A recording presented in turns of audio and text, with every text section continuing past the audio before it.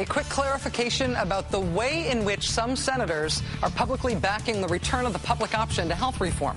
Last night, we reported that the number of senators in this pro-public option camp had surged to 34, including newcomer Senators Mark Udall of Colorado, Bob Casey of Pennsylvania, Ron Wyden of Oregon, and Ted Kaufman of Delaware.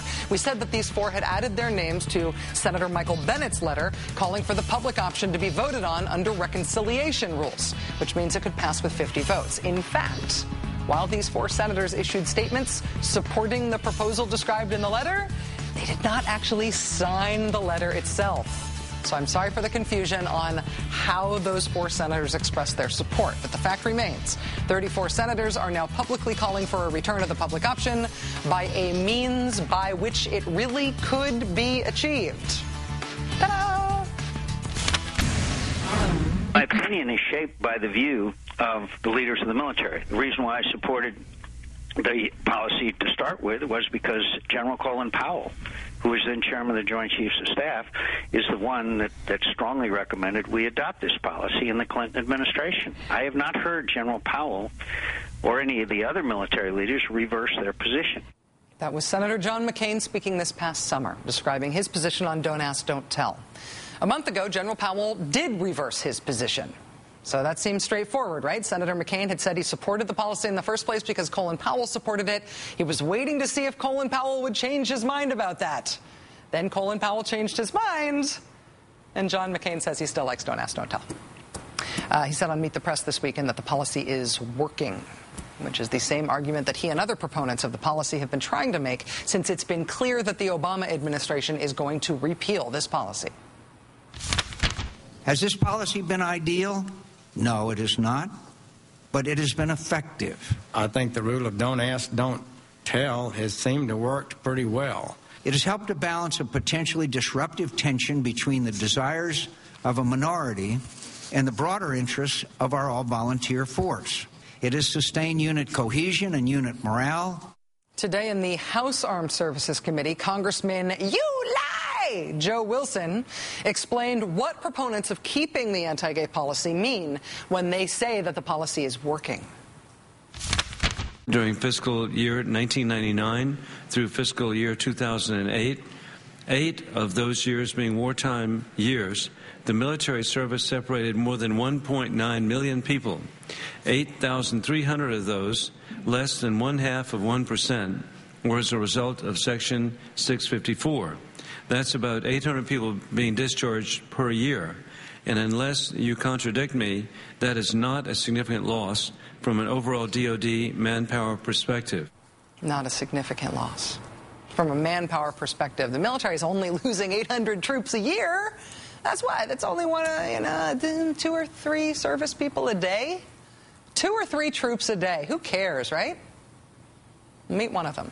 Former Air Force Major Mike Almy. He served the United States Air Force for 13 years, including 4 tours of duty in the Middle East. It was during the height of the insurgency in Iraq in 2006 when the Air Force decided to spend its manpower searching through Major Almy's private emails to try to figure out if he might secretly be gay, even though he'd never told anyone in the military ever about his sexual orientation, and he had therefore never violated the don't tell part of the don't ask, don't tell policy.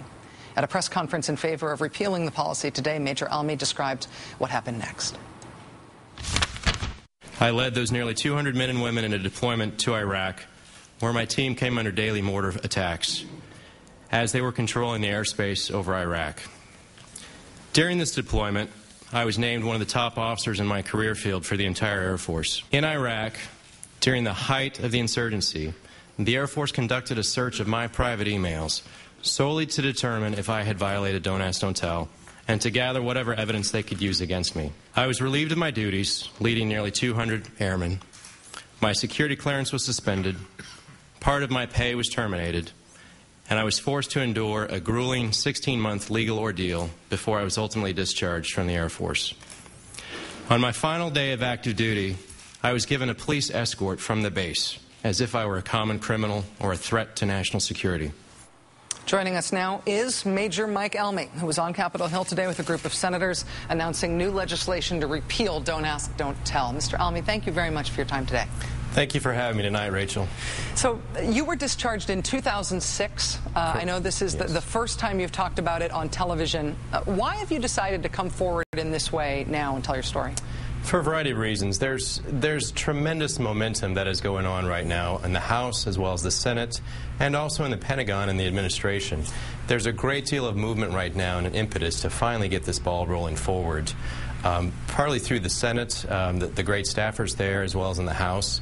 There's also several key organizations that have been working very hard behind this. Service Members United, Service Members Legal Defense Network, as well as the Human Rights Campaign. I know several of these people, and they know me, they knew my story, and they had asked me to come forward at this time and to tell it. So I said yes. I was more than happy to play whatever small part I could in this movement to finally end this discrimination.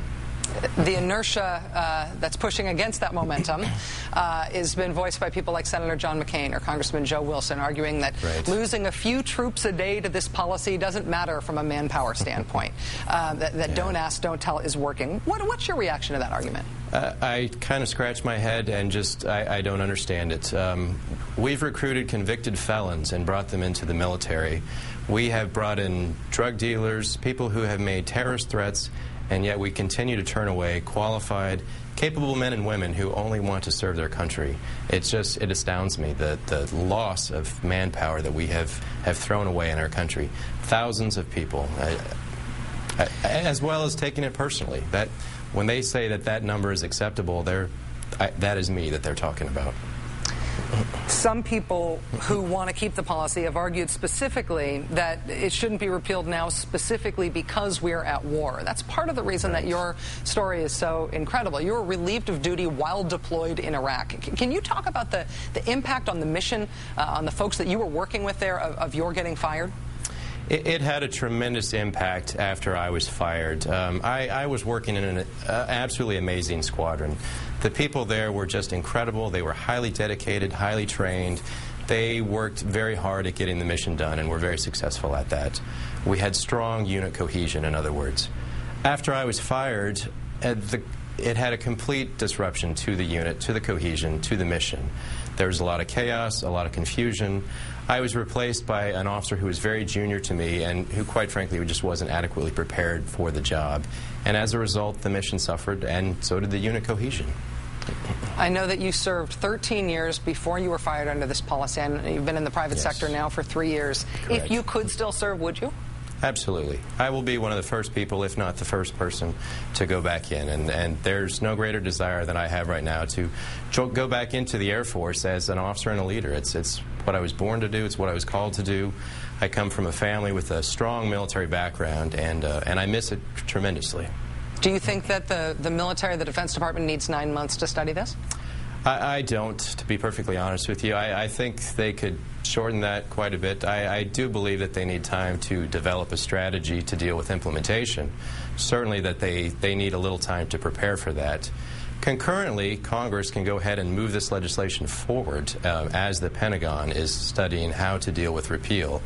I'm not sure that they need 9 months, but we'll see.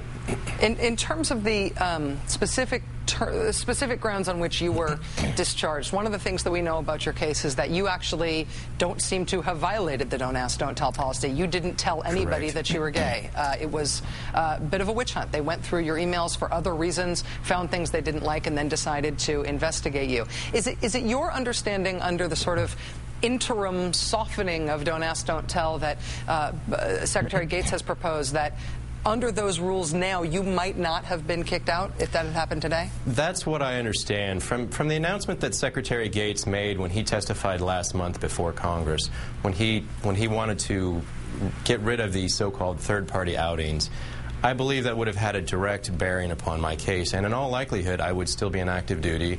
I probably would have been promoted and certainly would have gone on to finish my successful career. Major Mike Almy, discharged from the military because of the Don't Ask, Don't Tell policy. Thank you for speaking out, for joining us tonight, sir. Appreciate it. Thank you for having me tonight, Rachel.